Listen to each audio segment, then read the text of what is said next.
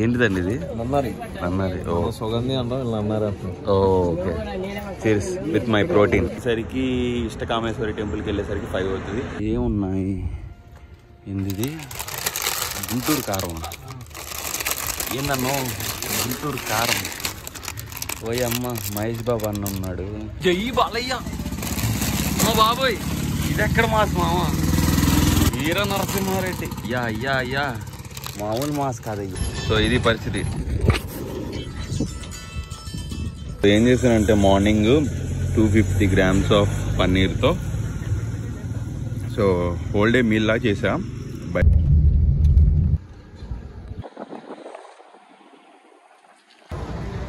ఇప్పుడే దర్శనం చేసుకుని వచ్చా గైస్.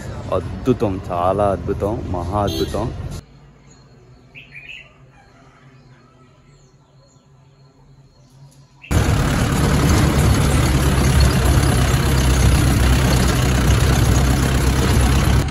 డ్రైవింగ్ కాదురా నాయన, అల్ట్రా ప్రో మ్యాక్స్. లక్కీలీ తెలిసిన వాళ్ళు ఉండటం మూలాన లాస్ట్ బండిలో, లాస్ట్ అది ఏదైతే బండి ఉంది చూసారా, సో బ్యాక్ సైడ్ కనిపిస్తుంది కదా, సో లాస్ట్ సైడ్ ఆ బండిలో వచ్చాను నేను. అందరికీ నమస్కారం.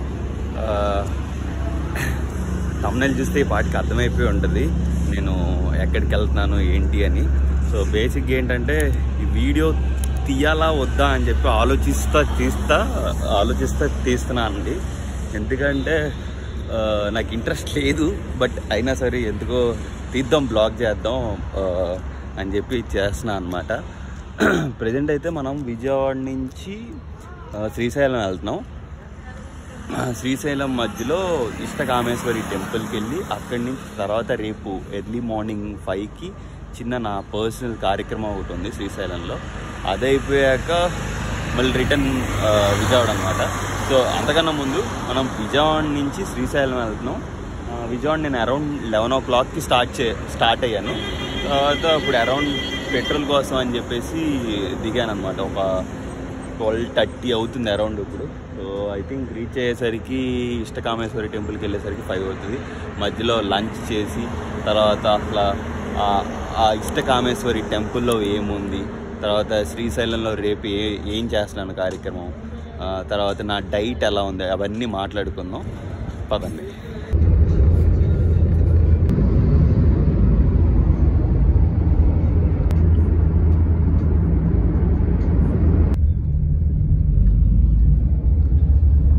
ఏమున్నాయి? ఏంది? గుంటూరు కారం. ఏందన్నో గుంటూరు కారం. ఓయ్ అమ్మ, మహేష్ బాబు అన్న ఉన్నాడు.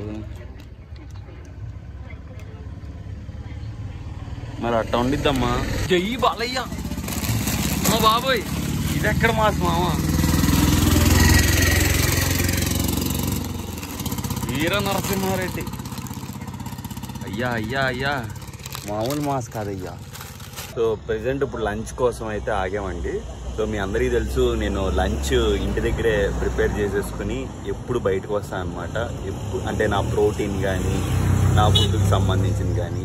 యాక్చువల్లీ మనం అయితే టెంపుల్కి వెళ్తున్నాం కదా, సో టెంపుల్కి వెళ్తున్నామని గత 3-4 days నుంచి నేను వెజ్ డైట్లోనే ఉన్నాను. ఒక గుడ్ పర్పస్ అని చెప్పేసి నా ఇన్స్టా స్టోరీలో మొన్న స్టోరీ పెట్టాను అనమాట. సో ఇప్పుడైతే లంచ్కి ఆగాం. సో అసలు లంచ్లో ఏమేమి తింటున్నాను, పన్నీరు అసలు ఏమేమి లైక్ ఫుడ్ ఎంతవరకు ప్రిపేర్ చేసుకున్నాను అవన్నీ ఇప్పుడు చూపిస్తాను. ఇప్పుడు ప్రజెంట్ మనం అయితే అద్దంకి దగ్గరలో ఉన్నాం. అద్దంకి దర్శి మధ్యలో ఇన్ బిట్వీన్ ఒక చెట్టు నీడను ఉన్నాం. చూసారు కదా, ఒక చెట్టు నీడ అయితే ఆగి భోజనం చేస్తున్నాం. నేనేం తింటున్నానో ఇప్పుడు చూపిస్తా. చెట్లకి సమాధులు సమాధులు అక్కడ ఆర్చి చెట్టు ఉంది. తాటి చెట్లు గురించి కాదు, ముద్ద తిని దీనిలో ముద్ద తిని చాలు. నాది పన్నీర్ ఉంది కొంచెం. ఏందయ్యి? పప్పది, పెరుగు, అది గిరిట్ అంది. మార్నింగ్ చేయించాను అన్నమాట పన్నీర్. నాకు చికెన్ ఉండదు కదా, సో చికెన్ తినద్దని. ఓకే, బ్రో పన్నీర్ తింటావా? పన్నీరు. సో ఇది పరిస్థితి. ఏం చేశానంటే మార్నింగ్ 250 grams ఆఫ్ పన్నీర్తో సో హోల్ డే మీల్ లా చేసా. బట్ 200 grams సేల్ అవుతుంది. అప్పుడు ఇది సుమారుగా ఒక 100 grams 150 grams వేసుకోండి. వెజ్జీస్ అదే ఫైబర్ కంటెంట్ లేదు. క్యారెట్ సపరేట్గా మళ్ళీ తింటా, అది కొనుక్కోవాలి, మళ్ళీ తీసుకొద్దాం అనుకున్నా పెట్టుకోవాలా. సో ఇదన్నమాట. నెక్స్ట్ ఇంకో ప్లేట్ కలుపుతున్నాం. చూసారుగా భోజనం అయితే అయిపోయింది. చూసారుగా మహేష్ బాబు అలాగే బాలయ్య బాబు గారి ప్యాకెట్లు. నాకు చూడంగానే చాలా ఫన్నీ అనిపించింది. ఇదేదో మారుమూల గ్రామం అండి. సో ఆ గ్రామంలో మనం ఆగి ఫుడ్ తింటున్నాం. బట్ అంటే ప్రోటీన్ కూడా సమకూరినట్టు, అంటే వెజ్ కొత్తగా నాన్ వెజ్లో నుంచి వెజ్కి వచ్చేసరికి చాలా కొత్తగా ఉంది డైట్. ఎందుకంటే మనం కన్సిక్యూటివ్గా 1 year నుంచి మనం నాన్ వెజ్ డైట్లో ఉన్నాం కదా. సో అందుమూలాన వెజ్ డైట్ సో రిఫ్రెషింగ్గా ఉంది నాకు కూడా. సో చూద్దాం, ఒకవేళ ఫ్యూచర్లో ఇది కనుక ఈ డైట్ కనుక బాగుంటే కనుక లైక్ దీన్నే ప్రొసీడ్ చేస్తాను.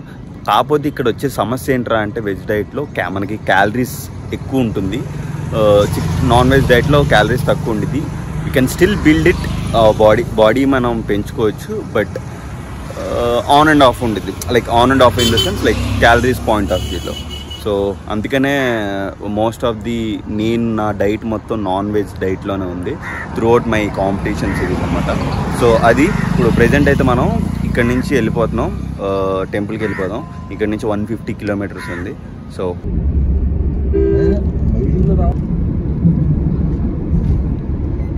ఇక్కడ అమ్మవారికి వారాహి ద్వాదశ ఉంటుంది కదా.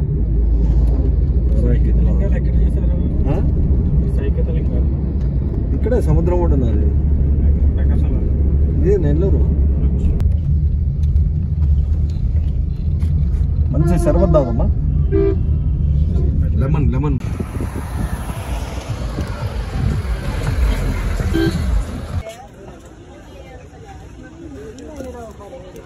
ఏంటిది ఇది?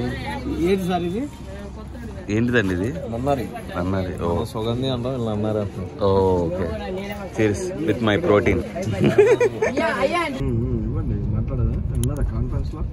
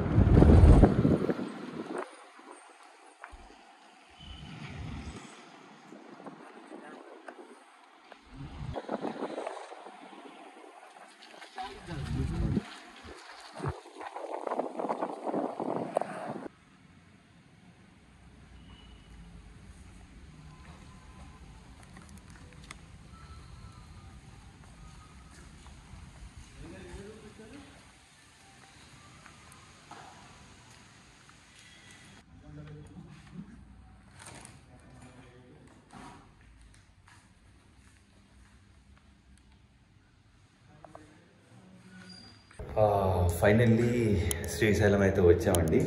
సో బేసిక్గా మేము చిన్న పొరపాటు చేసాం. ఏంటంటే ఆ పొరపాటు ఇష్టకామేశ్వరి టెంపుల్కి వెళ్తున్నాను అని చెప్పాను కదా. సో ఇష్టకామేశ్వరి టెంపుల్ అరణ్యం లోపలికి వెళ్ళాలన్నమాట. సో అంటే మనం పొద్దున ఎర్లీ మార్నింగ్ బయలుదేరి ఉంటే అరౌండ్ అంటే విజయవాడ నుంచి బయలుదేరిన అంటే సుమారు డిస్టెన్స్ 7 to 8 hours అనమాట. మధ్యలో ఫ్రెండ్స్ని అలాగే ఫుడ్ తినడానికి అక్కడక్కడ ఆగి అలాగా బ్రేక్ డౌన్ చేసుకుంటూ ఇప్పుడు యాజ్ ఆఫ్ నో 5:36 అవుతుంది అనమాట టైము. మార్నింగ్ 11 ఆ టైంలో బయలుదేరాం కదా. సో ఇప్పుడు ఏంటంటే ఈవినింగ్ టైంలో ఇంటూ ద వైల్డ్ అంటే అరణ్యంలోకి పంపించారనమాట.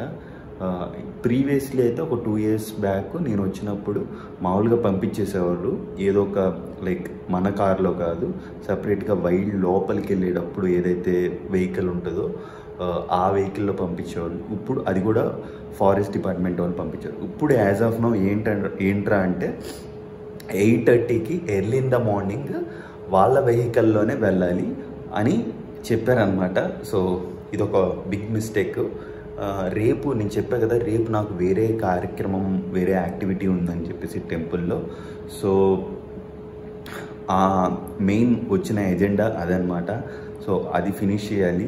సో అంటే ఒకవేళ టైం కుదిరితే అక్కడికి వెళ్తాను ఆ టెంపుల్కి, లేదంటే వేరే ఆల్టర్నేటివ్ ఆప్షన్ చూద్దాం. సో యాజ్ ఆఫ్ నౌ నేనేమనుకుంటున్నానంటే, ఇక్కడ మనకు తెలిసిన వాళ్ళు ఉన్నారనమాట టెంపుల్లో. సో నేనేం చేస్తున్నానంటే ఇప్పుడు స్పర్శ దర్శనానికి వెళ్తున్నాను. ఇవాళ అంటే రేపటికి స్పర్శ దర్శనం ఉంది, ఇవాళకి కూడా స్పర్శ దర్శనం తీసుకుని 2 టైమ్స్ మళ్ళీ ఎప్పుడు వస్తానో ఏంటో అని చెప్పేసి, సో ఇది కూడా కవర్ చేసేద్దామని చెప్పేసి నేను వెళ్తున్నాను అనమాట. సో అదనమాట గైస్. ఎందుకంటే మళ్ళీ ఎప్పుడు వస్తానో ఏంటో తెలియదు నేను, ఎందుకంటే ఈ బాడీ బిల్డింగ్ సంబంధించి నేను పర్ఫెక్ట్ డైట్లో ఉండాలి. పిన్ టు పిన్ అంటే ఏం తింటున్నాను, అండ్ ఎవ్రీథింగ్ క్యాలిక్యులేటెడ్గా ఉండాలని చెప్పేసి. సో నెక్స్ట్ ఎప్పుడు అంటే మన ప్రెప్ ఎప్పుడు ఆడుతున్నానో తెలియదు కదా. So as of now off సీజన్లో ఉన్నాం కాబట్టి ఏవైతే నా డ్యూస్ ఉన్నాయో అవన్నీ చేసుకుంటూ వస్తున్నాను. లాస్ట్ టైం తిరుపతి వెళ్ళినప్పుడు కూడా బ్రేక్ దర్శనంకి వెళ్ళానండి. సో ఆ వీడియో కూడా చాలామంది సబ్స్క్రైబర్స్, ఫాలోవర్స్ అడిగారు, నన్ను ఇన్స్టాలో మెసేజ్ చేసి అడిగారు, అన్న మీరు బయటికి వెళ్ళినప్పుడు ఇలాంటి ఫన్ మూమెంట్స్ కూడా పెట్టండి అన్న, ఫస్ట్లో పెట్టేటట్టు కూడా ఇప్పుడు కూడా పెట్టండి అని చెప్పేసి అన్నారు. సో అందుకని చెప్పి వీడియో పెడుతున్నాను. అదే చెప్పా కదా స్టార్టింగ్లో కూడా, నాకు ఇంట్రెస్ట్ లేదు అయినా సరే అలా పెడుతున్నాను. బట్ యా, సో మిమ్మల్ని కూడా ఆ ఫీల్లోకి తీసుకురావాలి కదా, నవ్విస్తూ ఏదో ఒకటి చేస్తూ. సో అదనమాట. ఇప్పుడైతే మనం ఫ్రెష్ అయిపోయి స్పర్శ దర్శనానికి వెళ్ళిపోదాం. దాని తర్వాత నైట్ డిన్నర్ చేసి పడుకొని రేపు మార్నింగ్ అప్డేట్ చూపిస్తాను. ఇంకా బాయ్.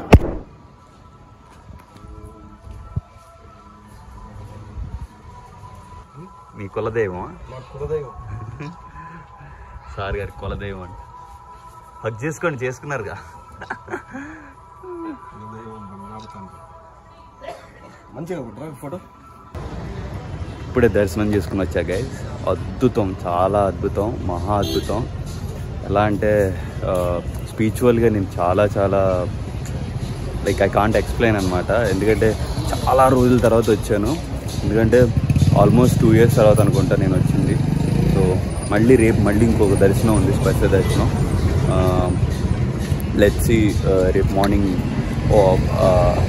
దాని గురించి రేపు మాట్లాడతాను. ఇప్పుడు యాజ్ ఆఫ్ నో మనం మీల్ తినేసేసి మన డే అయితే ఎండ్ చేద్దాం. సో మళ్ళీ మనం స్పర్శ దర్శనానికి వెళ్తున్నామండి. సో నేను ముందుగా చెప్పాను కదండి, నేను లాస్ట్ 1 week నుంచి వెజ్ డైట్లో ఉంటున్నాను. అసలు వెజ్ డైట్లో ఉండటానికి పర్పస్ ఏంటి అని. సో ఇప్పుడు చేసే కార్యక్రమమే దానికి కారణం అనమాట. అక్కడికి వెళ్ళి ఆ కార్యం ముగిశాక నేను మాట్లాడతాను, వీడియో నేను చేస్తాను. ఓకే.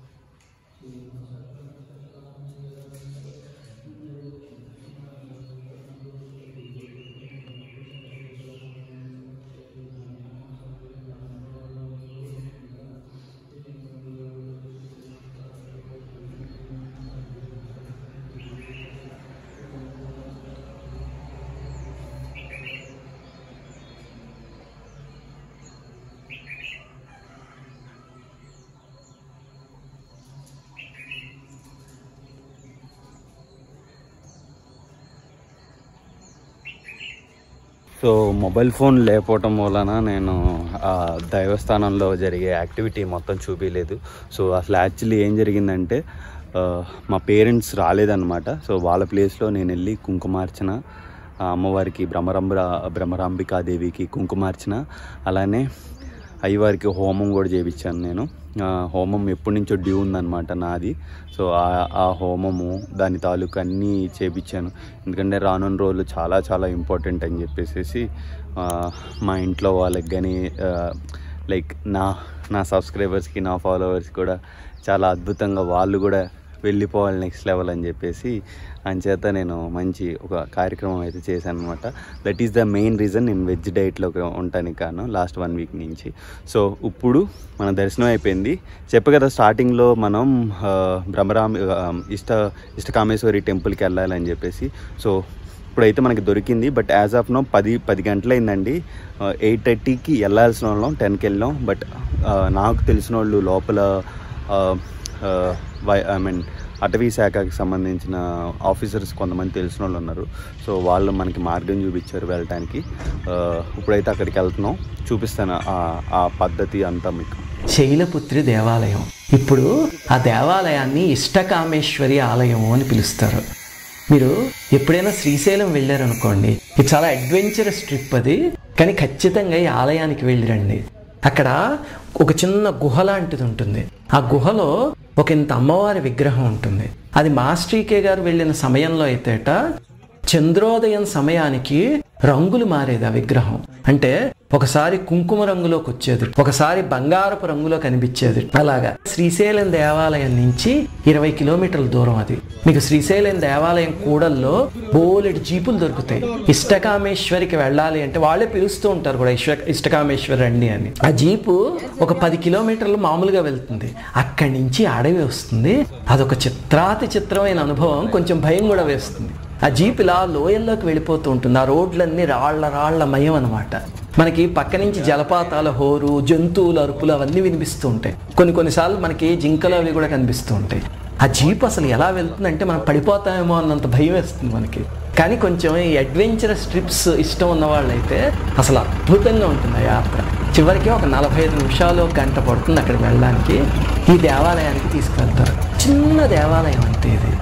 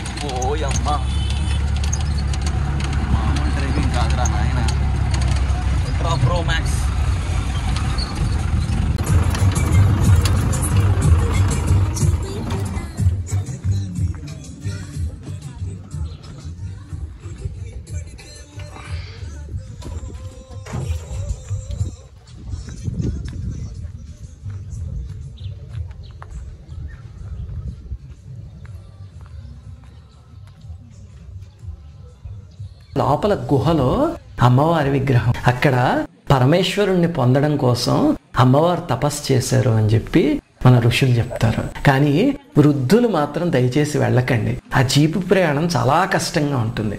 అందుకని ఆ అమ్మవారి ఫోటో ఇక్కడ చూపిస్తున్నాం కదా, మనసులో భావించుకోండి చాలు. మనసులో ఆ తల్లికి బొట్టు పెట్టినట్టు భావించి ఆ స్పర్శని కానీ మీరు అనుభవించగలిగారు అనుకోండి, ఆ గుడికి వెళ్ళొచ్చిన దానికన్నా శ్రేష్టం అదే. అంతే కదా, మనం పూజలో ఏది చేసినా సరే ఈ ఉపచారాలన్నీ ఎందుకు చేయడం?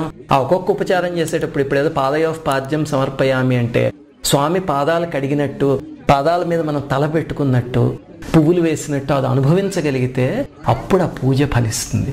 దేవతల్ని భావనామాత్ర సంతుష్టులు అంటారు కదా. అందుకని మీరు వెళ్ళలేక ఇబ్బంది పడితే మాత్రం అక్కడికి వెళ్ళకండి. ఇక్కడి నుంచే ధ్యానించుకున్న తల్లిని బొట్టు పెట్టినట్టును అమ్మవారికి నివేదన చేసినట్టు ధ్యానించుకోండి. ఆ తల్లి ఆశీస్సులు అందరికీ దక్కుతాయి. ఫైనల్గా మన ట్రిప్ అయితే అయిపోయిందండి. సో నేను రానేమో అనుకున్నాను ఈ ప్లేస్కి. ఎందుకంటే మనం లేట్ రావటం మూలాన అన్ప్లాన్డ్ షెడ్యూల్ మూలాన, unplanned in the sense like మామూలుగా యథావిధిగా ముందు చెప్పినట్టు అలాగే ఉంటుందేమో అనుకున్నా. బట్ లక్కీలీ తెలిసిన వాళ్ళు ఉండటం మూలాన లాస్ట్ బండిలో అదేదైతే బండి ఉంది చూసారా, సో బ్యాక్ సైడ్ కనిపిస్తుంది కదా, సో లాస్ట్ సైడ్ ఆ బండిలో వచ్చాను నేను. యా అనుకోలేదు బట్ అయ్యింది సక్సెస్ఫుల్గా. సో అదే అండి, దట్స్ ఇట్ గైస్. సో వెనకాల చూస్తున్నారు కదా, ఇక్కడ ఈ ప్రాంతంలో ట్రైబల్ పీపుల్ స్టే చేసే ఏరియా ఇది. సో అదండి, ఇంకా ఈ వీడియో ఇక్కడితో ఎండ్ చేస్తాను. ఇంకా ఇక్కడి నుంచి బాయ్.